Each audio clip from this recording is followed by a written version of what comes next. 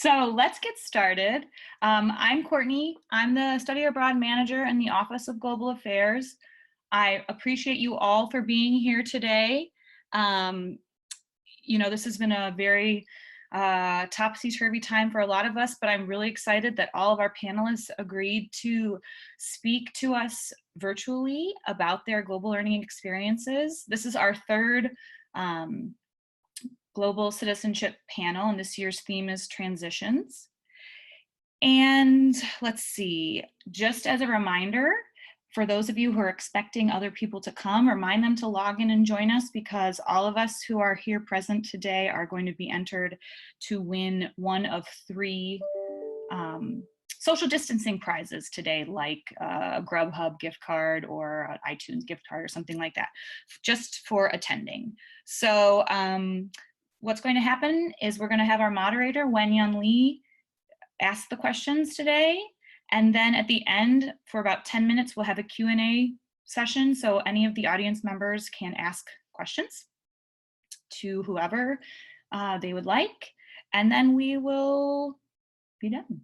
So without further ado, I'm going to introduce Wenyun.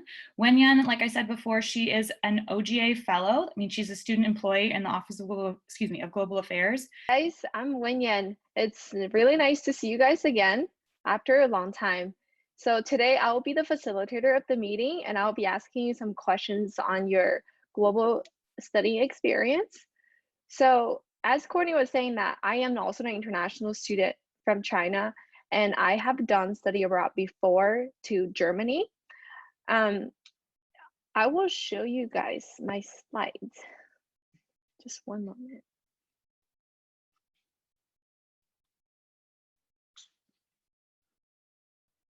Can you guys see it?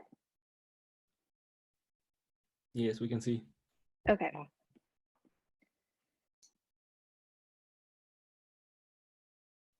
So here's some pictures of me from the study abroad trip. Picture on the left are the 4 UW students study abroad in Germany, and the picture on the right was the picture it was taken from the presentation that we did at a company in Germany. They established in 1876. So it was a great honor for us to be able to have that opportunity to do that. So next, if you would like to introduce yourself to everyone here, if you don't know already. So if you could say your name and country where you're from, your major or minor, and when do you graduate, and explain the global learning experience that you had at UW Tacoma.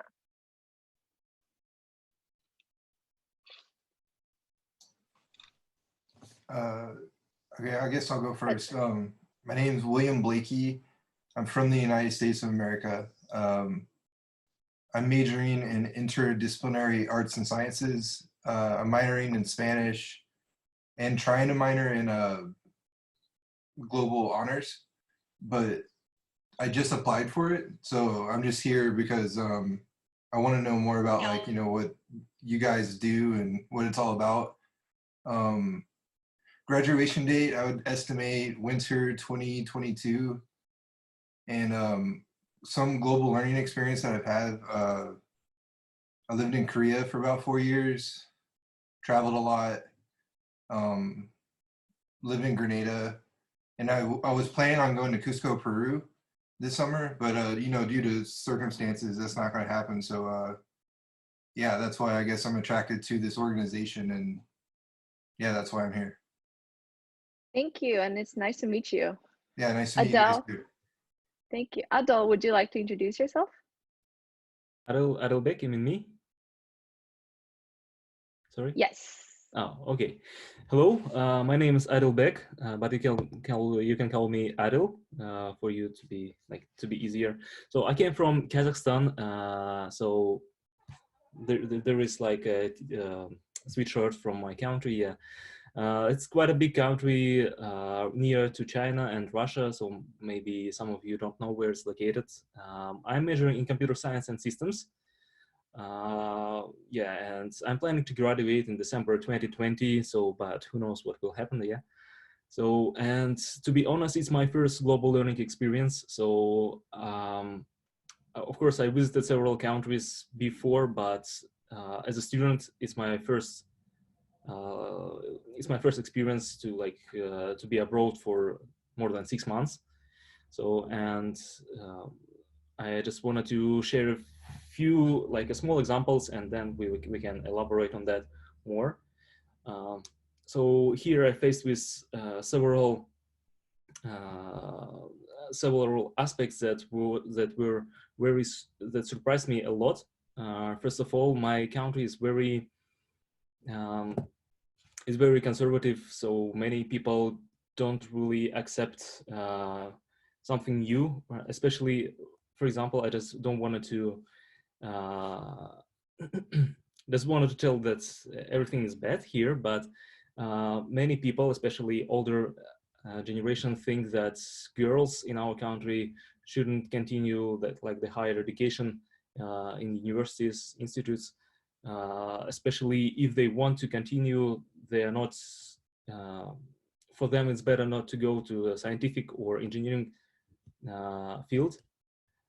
However, here I see how many, despite the gender, despite the age, people can compete and show, especially in my classmates from India, there are many girls who superior than me, from whom I can teach a lot, especially in computer science.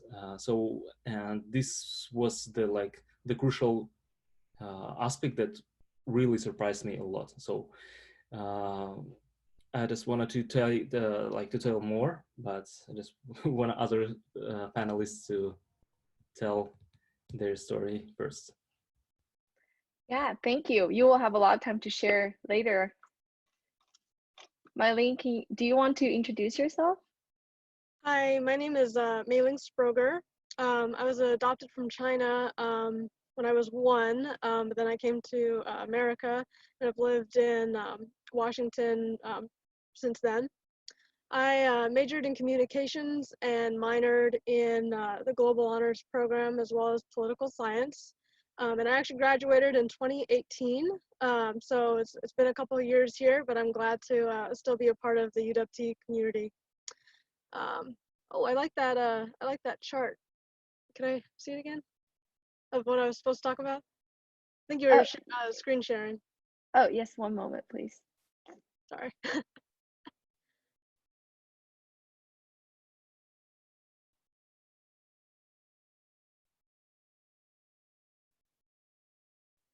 I remember the next thing I was supposed to talk about was my global learning experiences. So I was a part of, in the spring quarter of my last year, I was a part of COIL, Collaborative Online International Learning Experience, with Professor Dr. Moore. It was I think it was ecology, maybe economy, and pop culture. And so we had a COIL class with a Vietnam university, and so that was a real great global learning experience to kind of learn how the culture is in Vietnam and to collaborate with a group of about 4 students from a college there. I was also part of the Global Honors Program, as I mentioned, and during that experience, I did not study abroad then, but I did the experiential learning portion where I was a campaign manager for a local city council race in Federal Way, so nearby Tacoma. And there I got experience learning a lot more about the large Korean population in Federal Way and how that diversity relates to our local government. And then after I graduated, I actually did go to Cambodia. So if I have a global experience there, I might bring that in a little bit if that's all right. Yes, definitely. We can share later, talk more about it. Thanks. Adriana, would you like to introduce yourself? Hi, yeah. My name is Adriana Zan, and I'm a senior here at UW Tacoma. I was born in Hong Kong. I'm a 1.5 generation immigrant, so I immigrated here when I was a child, but I'm majoring in biomedical sciences and minoring in Asian studies. I'll be graduating this June, so in about 2 months. My global learning experiences here at UW Tacoma include I studied abroad in Bolivia last fall. And I've also been heavily involved in the Filipino American community here at UWT and nationally. But that's all I really got.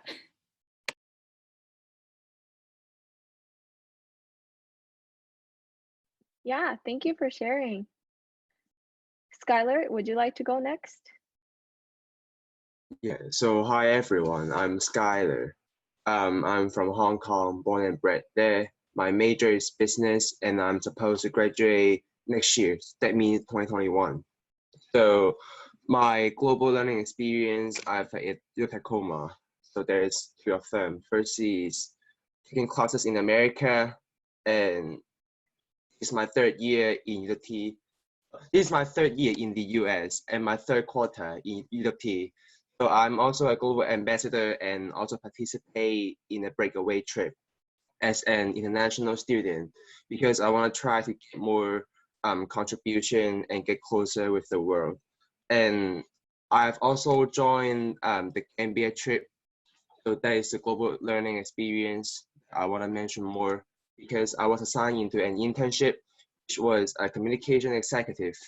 At the same time, I was needed to take the indigenous language class, which was called Wolof. And with the free time for taking photos for everywhere, going to tourist spots, going to get a really nice meal with a decent price, or hanging out with a Gambian's friend's house. Because I think going through all these are way too exotic for me. At the same time, I was really enjoying it, so I was really happy every day. And so during the trip, I learned five major things. Firstly, is just culturally, environmentally, politically, socially, and economically. And I will explain more afterwards. Thank you. Thank you. Marie, would you like to briefly introduce yourself real quick? Yes. So hi, my name is Amari Davis. I am from the US. My major is in criminal justice. I finished in December of 20, well, this past winter quarter I finished, and so I'll be graduating virtually in June. And so the global learning experience that I've had while at UWT, I'm a transfer student. So I spent 2 years at Pacific Lutheran University in Parkland before I came to UWT. And my time at UWT, I went to the Netherlands for a comparative criminal justice program. And I'll be able to elaborate further later about what that looks like for me. Great, thank you guys for sharing. And congratulations for those who are graduating this quarter. So next, we're gonna jump into our questions. So the first question will be, what are the transitions have you experienced as a student that are related to your global learning experience? Otto, would you like to share? Yes, of course. So as I mentioned, the culture is very different from the US, especially in UWT, from my home country. First of all, let me just briefly introduce what the culture you can face in Kazakhstan if you someday will visit it. So firstly, it's a post-Soviet country, so we all know Russian. We all like a little scary of capitalism and all this stuff. And it's very it's very hard to show our population that's something you like to show the that social networks becoming more and more popular. So for example, internet transactions, I mean, buying something from internet is still it's very unusual. Only like the modern population, the modern generation could could do this, could accept this normally.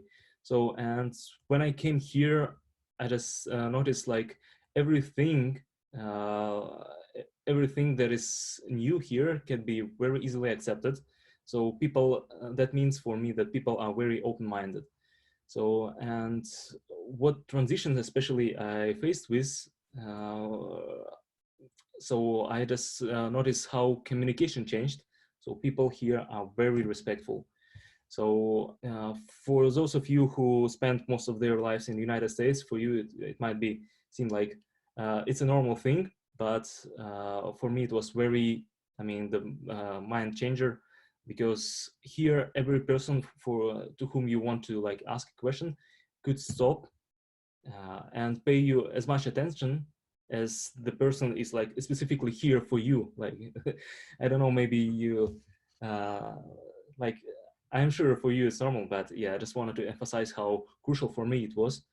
Another thing is that people here, I mean, it's also talking about the respect, but people here don't judge you on how you look like. I mean, how you possess yourself. I mean, because uh, in my country, for you, for people to like respect you, to treat you on the same terms, you need to wear like the very like good suit. For girls, it's the makeup is mandatory and so on.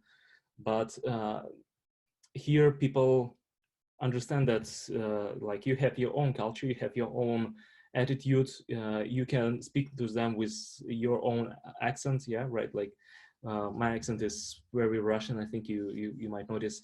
So, and you can wear anything you want, you can express yourself in any terms you want, and everyone here could understand you and be very polite with you. So that is was like the main part that I faced with, that is very impressive. And I'm here for half a year, and I still like value every like gesture of people with whom I talking about. So yeah, so thank you very much for the question, if I answered correctly. Yeah, definitely. Thank you for sharing. That's a lot of a positive side of it. And I also see that as an international student. Adriana, would you like to share your experience with your? Oh, sorry. Yeah, I definitely think that transitions that kind of relate to this was the biggest thing was my like leadership skills have grown immensely. So like I said, I studied abroad in Bolivia for 4 weeks, oh, sorry, back in the fall quarter. And so one of the biggest things that our group faced, we were a bigger group, we were a group of 10, but a majority of our group didn't have any experience with the language, with Spanish. So there was a really large language barrier for us, and only me and 2 other students had previous experience with Spanish. So I really had to step up and kind of like be a leader for my group and like advocate um, for us and like be able to take charge in certain situations, which included like organizing our weekend and like our daily trips, but also just everyday things like navigating the different transportation systems and talking to the local people was something that I was kind of tasked with, but also something that I had to step up in my own ability to do. In terms of my other global learning experiences, like I said before, I've been really heavily involved in the Filipino American community here in Tacoma and nationally. So I had never really been in touch with my Filipino heritage growing up before entering college, nor had I really been involved in like higher leadership positions. But through my experiences and through my time and kind of exploring like that part of my identity and like being really involved in FASA UW, which is our Filipino American Student Association here at UW Tacoma, I've been able to grow while also like while learning in the context of how to further uplift our community. So when I say like my leadership skills have really grown, even though I've been involved in leadership opportunities in the past, through like being involved in this community, I've been able to be a better leader. So I also currently serve as the president of FOSSA U of T, and I have other leadership roles in our regional and our national alliances. So yeah, I think in terms of like the question, like what transitions have I faced, is basically I've grown in a better understanding of myself, and with that, grown in my ability to be a leader and advocate for those around me. Thank you for sharing. Yeah, that's a lot of growth that I see, and a lot of the leadership and culture pride that you take from your experience. So that's very positive. Next, can Miling share your experience, the Yeah. transition that you have experienced? Yeah, so I relate to a lot of what Adriana said just there. A lot of ability to understand better where other individuals come from culturally, being able to respect different ways of operating in like group projects. For instance, during my COIL project with the Vietnamese like counterpart group, we faced a number of difficulties, including there's a technology barrier. The group over in Vietnam didn't have access to all of the different technology resources that we had, um, like they used Facebook, but they didn't use another social media communication tool. We also had to work around a time difference. So it was 14 hours, I believe they were 14 hours ahead. And so when we had to collaborate, we had to be really on top of our time management and meeting our project deadlines when working with the group on the other side of the globe.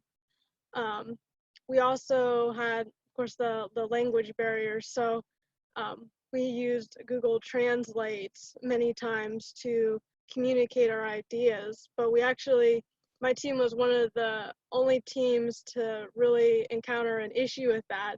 And that's because my team had proposed a project based around the material beeswax. And we found out a couple of weeks later that there was no correct translation for beeswax in the Vietnamese language. And so we learned a big lesson in cultural humility, because we were supposed to be more proactive, more open and engaging of our Vietnamese teammates. And we didn't allow for that because we didn't know that word wasn't translatable and that they wouldn't have access to that resource that we did. So it taught me and my group a big lesson in cultural humility, and how in other cultures we need to provide and understand the tradition of saving face, etc. And so that was a real learning experience that has helped me transition into working life, working with a whole bunch of individuals with different backgrounds. I currently work in politics, and so we're responsible for being a representative of individuals that come from a variety of different backgrounds, culturally, race, ethnicity, class, age, etc., you name it. And so that was a real valuable learning opportunity that I had in COIL. Wow, sounds like you have developed a really, really high level of problem-solving skills throughout your experience, and also be able to understand culture differences. And that's a good resource for you to grow and improve later on, right? Yeah. Yeah, thank you for sharing. Next, with Skylar, would you like to share your transition that you have experienced at UWT? Yes. So during the Colombian trip, there's 5 things that I've experience. So, like I said, the culturally, like the attire tea, that's key for the Gambia culture, and that means attire tea. The meaning means like one cup means friendship. So when they give you a cup of attire tea, that means they are celebrating friendship with you. For environmentally, so I realized that the weather in the Gambia matters to the amount of tourists because in summertime it was too hot. But at the same time, in wintertime, in Europe or in America, it was really cold. People will go to Gambia for a nice hot winter. So we'll have more tourists in the wintertime, but no tourists in summertime. So socially, like making a real friend with the Gambian, just like not fake friend, but real friend, just like they talk real stuff with you. And economically, like people's living standard, like knowing how much for this price, how much for that price, or transportation, everything. And also for politically, that's the thing that I want to mention because we went to a place called the RRC, and there's a place for showing people a former president was a tyrant. So the former president done a lot of stuff threatening to the Gambians. And this is a thing that I think is worth to know because, yeah, it's a tyrant and it shouldn't be occurred. And at the same time, there's four things that I've experienced as transitions. First is going to be a language barrier because in the Gambia, there was mostly people speak Wolof, although English is the official language, but people speaking Wolof, just like people in Hong Kong.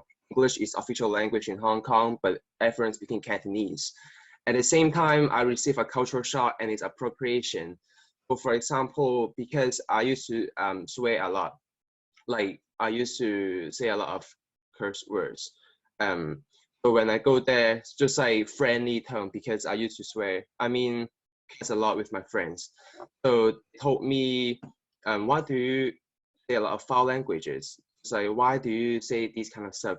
And I just realized that in African culture or in Gambian culture, they don't curse a lot. And at the same time, because Gambia is a Muslim country, drinking and smoking is not allowed there. That's another thing that I have to experience for like a whole new country because everything's different. At the same time, I gotta get used to a whole new system. For example, Gambian style, like the living style, because it's all different to American or even Hong Kong. So, for example, like I said, the transportation, the currency of money, market style, like how you're gonna buy stuff with people. At the same time as direction. So like if you want to go somewhere else, how can you access there? So, and the last thing is unfamiliar working and living environment. I was assigned into internship, but at the same time, there's no electricity for most of the days. But that means I was working in the dark. So at the same time, I was living in YMCA. That was a new environment for me to live because everything's new. But fortunately, everything was nice there. So it was a great experience. Thank you. Thank you. Sounds like that's all a great experience overall, and that you were able to improve yourself throughout the time when you were in Gambia and just learn how to respect others and respect the cultures and just do it in a way that's bettering yourself. Excuse me. Yeah. May I ask Skylar a question? Yes. So Skylar, I just want to ask, Hey, Adil, we have a 10 minutes Q&A session at the end. Would you like to hold your question and ask then? Yes, okay, no problem, sorry. Thank you. So next, we would like to move on to the impact of a global learning experience and how that have helped you. Adriana, would you like to share first? Sure. So I read like a lot and I like kind of just reassessed this last night, looking back at my notes and everything. But like I think the first thing I'd want to touch on is like I think over time I've kind of come to terms more with my identity at first being as a generation 1.5 immigrant. So like as a kid, that didn't really mean anything to me. Like, yeah, me and my parents were immigrants, but again, like we did it when I was so young, and for the most part, like I grew up in like the US and everything, so I didn't really have memories or anything like that of Hong Kong. But when I began, when I got into college, I kind of began to reflect on that more. So I like over the years, I've kind of come to terms with this understanding of I really battled with this idea in my head of like not being enough. So like in terms of like being an immigrant, like did I really count as like a immigrant or a generation 1.5 immigrant because I was so young, or like the fact that I'm like half Filipino and half Hong Konger, like am I enough of either one of those to like be able to claim it? But things like that really plagued my understanding of who I was, and it's this concept that I've kind of come to terms with called imposter syndrome. So like kind of like being able to associate that feeling with like an actual like tangible thing, like it isn't a unique feeling that I just have, like it's something that a lot of people feel, kind of helped me confront it and confront what made me feel that way. So things like being able to like explore my Filipino heritage through my involvement in our community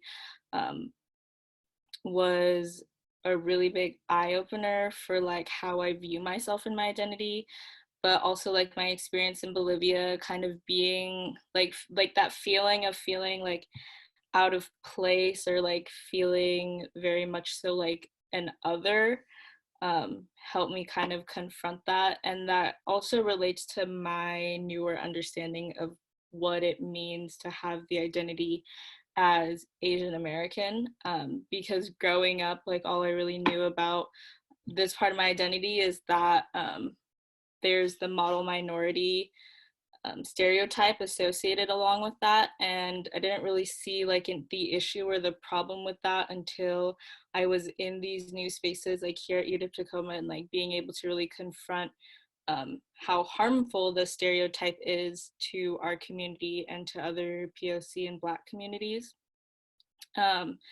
But like again, part of the reason why I was able to confront this was through my global learning experiences, being able to see like how me and my peers were treated differently even in like Bolivia, was really interesting. And so I don't know, I've just changed a lot in my understanding of like the privilege and struggle with like the model minority concept through studying abroad and through my student organizing efforts.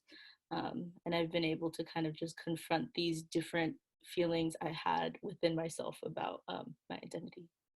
Yeah.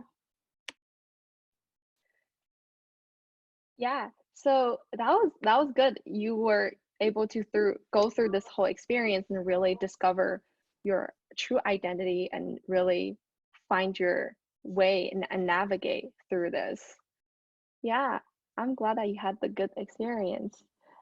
Can Marie share your experience next on how your social identity has been formed or transformed because your global study experience?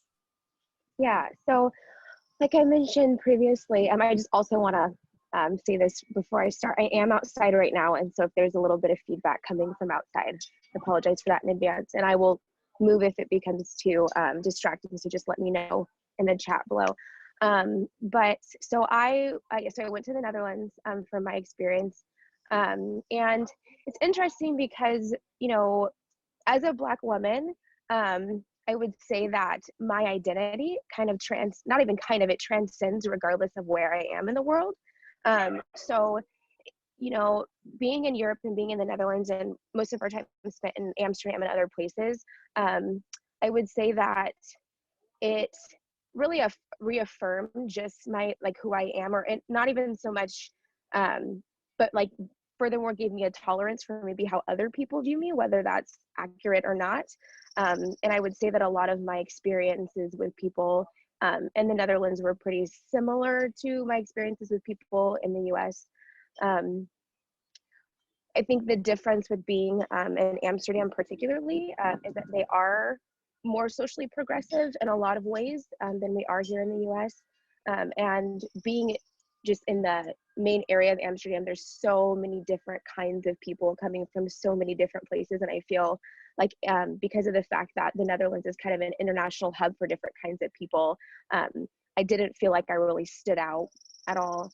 But there were still those same tensions, and I think that I'll be able to bring this up further when we get into some of the other questions that particularly around a lot of the immigration that happens within the Netherlands and how the Dutch feel about people coming to their country. And yes, they do a lot better job than we do, but those tensions around kind of the otherness or people of color being in a traditionally white environment, it still exists the way that it does in the US. So, so yeah, I would just say that if nothing else, really challenged me to further stand in my identity as a Black woman and how beautiful and precious and important that is. That I guess would say that kind of just built into my identity being in the Netherlands and then coming back home. So Great. That's good that you really boost your confidence, right? Studying abroad and learn how other cultures and social aspect of it are different from the US. Can Adele, do you want to share your social identity experience, how it's formed or transformed? Of course. To be honest, it's my favorite question because I agree with Adriana. It forced me to think a lot about my social identity. So before I came here, I positioned myself as just a promising engineer, as a young entrepreneur, just a usual sports guy. So because in my opinion, the social identity means how you differ from the people in your community. So, but when I came here, I just understood how my social identity fully reversed. I mean, because here I cannot position myself as a promising engineer because every second person in my class is a promising engineer. So I could not position myself as an entrepreneur because there are so many small businesses, and and I don't do here anything related to entrepreneurship. So, but I figure out new things that made me differ from the society that I'm like a part of. For example, the first is ethnicity, as you possibly notice. So here, so to be honest, Kazakhs is a transitional nation that is the Kazakhstan is located in the heart of Eurasia. So we have both Europeans and Asian traits, but as you can see, I'm fully Asian. Yeah, and people here usually try to approach me with their guess. The most popular ones is the Korea and Chinese. So some of them are so confident that they ask me with the Chinese. Ni hao is one of the most popular words that I hear here. Yeah, but it's okay. I understand them perfectly. So, but when I was in China, they treat me differently because I don't know where would I be like a normal person. I think only in my country, but who knows? I didn't visit all the countries. Okay, it doesn't matter. The second one is is the culture. So here, so let me tell you a very brief story. So in the early 90s, the USSR just disappeared, and our country was very new, without anything, and there was a hunger, lack of electricity, lack of hot water and everything. And we needed to almost survive.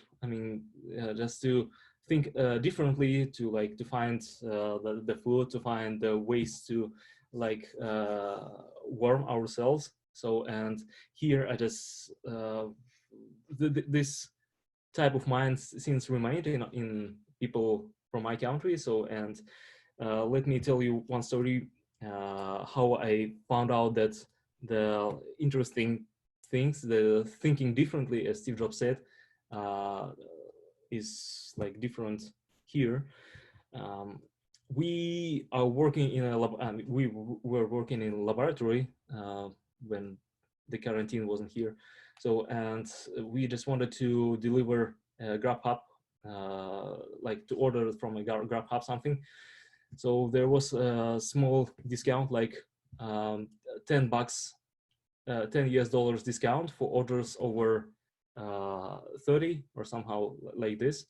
And our order, I mean, there were like a lot of people, about 15 people, and we ordered for $100. So, and I just divided this order into 3 different orders in order to receive a $30 discount. So, and for my mates, it was like how you identify that this will work. So, and for us, it was like to save money, to think differently, to like consider several approaches. It was so obvious, but here I understand that several things are very different. So if you understand me, sorry for my English word. So, and so here in the United States, especially in UW-Tacoma, I feel myself as a minority because I'm from a very like small population country, and as a majority because I'm an Asian. So the social identity changed a lot. So thank you for like asking this question. It was very interesting. Yes, it definitely is. And sounds like you are a very open-minded person that when it comes to culture or other things that's related to identity, that you are very patient to explain yourself to others and just for them to get to know more about you and your country. That's a good thing. Thank you. Thank you.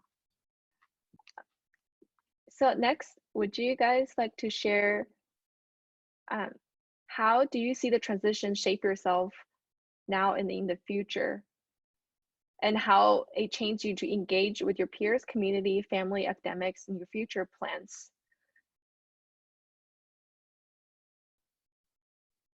Mylene, would you like to share? Sure. Let's see here. How have your global experiences? So, and this kind of relates, I'm gonna actually tie this into that last question you asked a little bit, but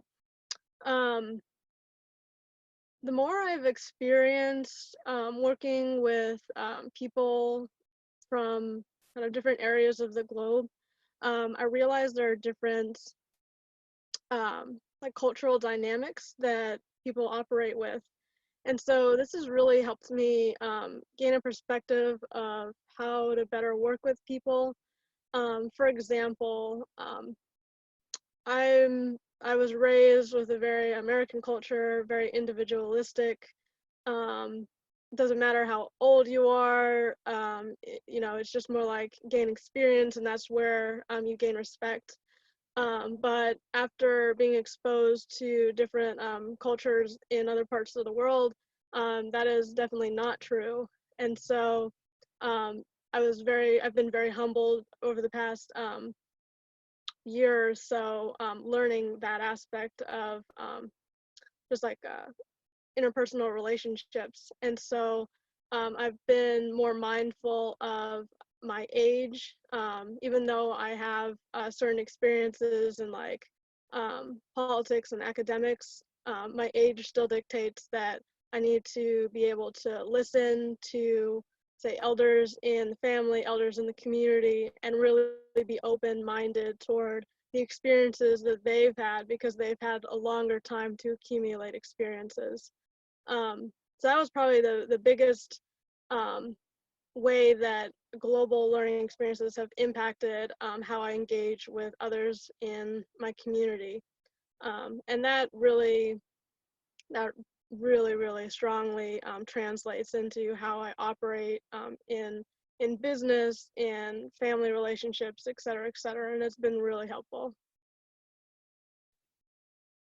Great, thank you for sharing. Because of the time constraint, Skylar, would you like to briefly share your experience on how it impacted you engage with your peers, community, and families? All right. So for peer part, that helps me to get closer with different ethnicities. So for example, when I came to America, I made my best friends, and he's from Cameroon, and we knew so many things between like he knew so many things about East Asian, and I knew so many things about Central African, and that made a huge connection between each other because there's something that we haven't had a chance to learn in our home country.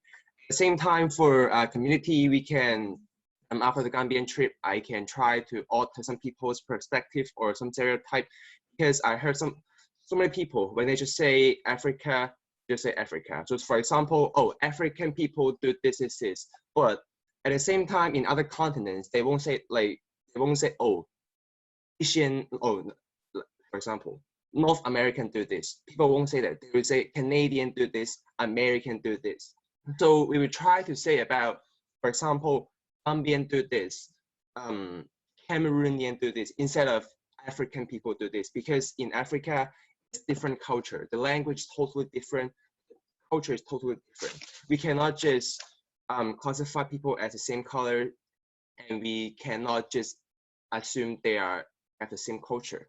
At the same time, I knew for the academic stuff, I just know more about African culture. It really helps me to get a good essay about in the future, if I want to know more about Africa. And the future plans, maybe doing business, because I'm a business student and I see Gambia or even West Africa has a huge potential to do business because they're still developing and then they need capital to do everything. So yeah, this is sort of my future plan, but I don't have money yet. So yeah, just a plan. Thank you. Yeah, thank you for sharing.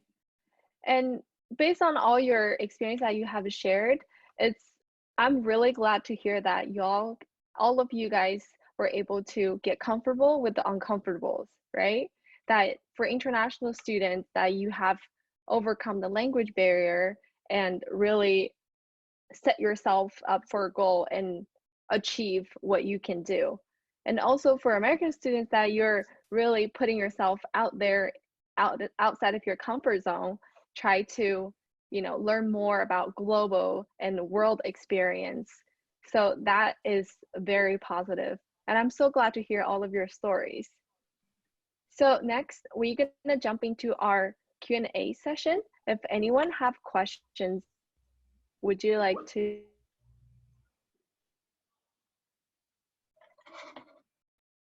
So, Wenyan, I'm going to just say a couple of things. Adele. Oh, sorry. Thank you so much. If anybody has questions, you're welcome to either, unmute yourself and say them aloud, or you can type them into the chat, whatever you like. Okay, let me unmute myself. I had a question for Skylar, especially experience with Gambia. So Gambia was your personal choice, or why did you choose the Gambia especially, not other countries in Africa? Because UW, my professor, Cynthia Housen, she has a connection with people in the Gambia. So the internship stuff, we have to connect with the people, like the agent in the Gambia. And because I saw there's the only country I can visit in the Africa, and then I have a huge interest on knowing more stuff about Africa because I didn't know about anything about Africa before I went there. So I feel like, yeah, Gambia, I'm not sure what that is. So let's go and take a look. And it's 100% I want to go, but not being forced by anyone. Mm-hmm. Okay, and did you prepare yourself for going to Africa? Did you study anything about like the culture? Because maybe in some countries you might be very rude. Did you prepare yourself? Yes, as I'm also a colored people, and I like something in America. My race was being treated as a foreigner, no matter you're American or not. So when I go to Gambia, I just feel like, yeah, just do what you have done in America. Mentally be local. Try to fit into the society, so everything will be fine. As in the third day in the Gambia, I feel like I'm a local because I'm used to it. But it's not really a big problem. Thank you. Okay, cool. Thank you. Can I just add, Adil, too, that all students who study abroad through UW have to go to pre-departure orientations. So they are required to meet, to talk about the culture of the place, of their host country, how their social identity will, potentially change or how they'll be perceived, and how to prepare for anything that they haven't thought about before. So all students who study abroad are required to think about that stuff before they, get off the plane. Okay, I see. Thank you. Courtney, I just note I tried to submit my question via the chat, but the chat is disabled. Oh, fun. Yeah, I know it's by default now always disabled. I think you might be able to enable it live, but I'm not sure. Do you want to just, it's working for me, but it's been kind of spotty. Anna, do you want to just ask your question? Yeah, I was going to ask the students that if you all wanted to share what one of your most fun experiences was while abroad. So something that you did for fun while you were abroad. Sure. Can I ask, oh, go ahead. Oh no, go ahead, Courtney. No, I was going to ask you or Amari to start, so go for it. Okay. So like I kind of mentioned earlier, our group in Bolivia, we had a pretty big group and we did weekend trips for the weekends that we were there. So we did things like wine tasting because Tarija is the wine capital of Bolivia. And we got to celebrate. We were there during like one of their biggest festival seasons, so like it was the festival of San Roque, so we got to see that. But we've like planned this multi-day trip to the salt flats, which is like the largest salt flats in the world, and that was a whole experience in itself because while we were there and while we were going, we planned it for our last weekend in Bolivia, but this was also during the times when a lot of political unrest was kind of starting up. So there were blockades in place. We almost didn't get to make it. But luckily, like last minute, it was like a lot of struggle, but we finally got there. And it was like one of the most amazing like experiences. And it really like brought our group together for kind of like our last trip. But yeah, I think there are pictures on the like OJ Instagram, and there's also some on mine. But yeah, would be happy to share more about that if anybody would like to know. Okay, so let me also share the interesting part. So I think the most interesting things to do is to break the rules. So I asked my brother to go to San Francisco because like a computer science student, I wanted to see the offices of Google, of Facebook, and so on. So we went during the holiday to visit the Google office, but it was closed, and it was prohibited to like visit the closed offices. But we took these free bikes, Google, to see the campus, and we were caught by security department several times. Yeah. So, but it was fun. Yeah, because we tried to like to go away using the bikes. That are not very sporty ones from a like security department who uses this electrical. Yeah. So that was fun. Thank you. Yeah, there was so much stuff, so much fun stuff that we got to do while we were in the Netherlands. It really felt like every single stop that we made, there was something fun to do wherever we went.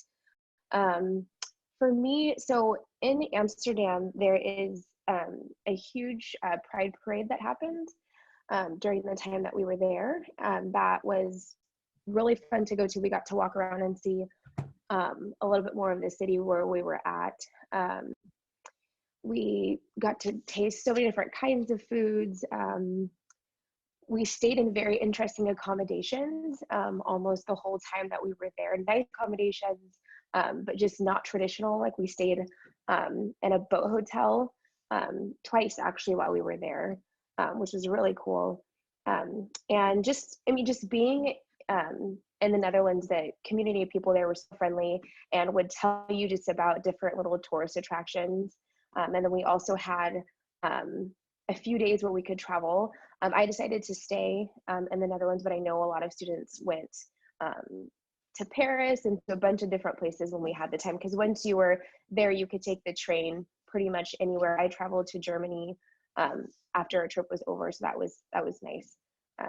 But yeah, throughout our whole experience, though, we were introduced to just a bunch of really cool experiences while we were there, because we were obviously learning about the criminal justice system, and so we were learning about some behaviors that are or maybe are not criminalized in the Netherlands and how that compares to home. So we got to talk with sex workers. We visited we visited a cannabis museum, so we learned about the way that the Dutch deals with the regulation of cannabis. And it was, the whole trip, I would say, was very interesting. There was a lot to do, and our instructors that were with us gave us a lot of freedom to explore, so that was great. Amari, I know you earlier said that there was something else that you were hoping to say later in the panel. Did you want to share whatever that was now, or did you forget? Do you know what I'm talking about? Yeah, no, I remember. And it kind of connected back to the last question that was asked of us, just how our experience has transcended into, what we're doing in our lives now, and just the way we're operating currently. And for me, so before I finished school, I ended up coming into contact. So the job that I work at now, so I work as a coordinator for a drop-in center for young girls in Pierce County who are involved in sex work or sex trafficking. So this experience in my time abroad related in a way that I didn't think it would. I didn't know that I was specifically going to be working with young girls who are in sex work when I came back home. And so really being able to decriminalize my thoughts around sex work and individuals who do sex work or who are involved was incredibly crucial to the work that I do now. And so that, for me, was one of the most valuable parts of studying abroad, is that it is completely transcended into now my career. So that was really special for me. And so that's really just what I wanted to share, that this experience is just, it's the word that I can use. It's just invaluable to your whole, it can be invaluable to any of the life experiences that you have after it. So I just think that it's just a wonderful thing to decide to do for those of you who are thinking about it. Thanks, Amari. I have another question that's sort of related to what Amari just asked, but I want to see, we have like a minute left. So my question's short and sweet, unless someone else has another question they'd like to pose. Okay, I'm going to go for it. So this is just a free for all. I'd love any quick bits of advice from any of you for your peers who don't think that participating in a global learning experience, whether study abroad or being an international student or doing on-campus global learning like COIL or Global Ambassadors, if they don't think that it's actually important or worth their time. What advice do you have for them? So I'll try to be very quick, like 30 seconds or so. Guys, be open. I mean, definitely try the global learning experience, because you will identify not only the opportunities that will open for you, but also you will identify your new traits you have never thought about. So, and I just wrote a list of things to do. So and remember, each country is different, but try everything, because everything will pay you off, I mean, tenfold. If you're looking for the next challenge in your education or personal development, absolutely consider doing a global learning experience through the college or just in your personal life. It definitely, like what's been said, expands your way of thinking in ways that really can't predict. It'll challenge you, but in a good way, where you can get a lot out of it personally and contribute to your future success. My advice is seeing actual view is 1,000 times better than seeing the pictures in the phone. It's totally different. So. Awesome. Well, I agree with all of that. This concludes our third annual panel. I appreciate you all for being here. I will follow up with those of you who are going to be one of the 3 recipients of our social distancing prizes, so stay tuned for that. And this video will be published on our website in the coming days. So feel free to visit, feel free to share with family and friends who weren't able to make it. Thank you all so very much for being here, and special thanks to the panelists. Thank you. Thank you. Thank you all for your insight. Thank you.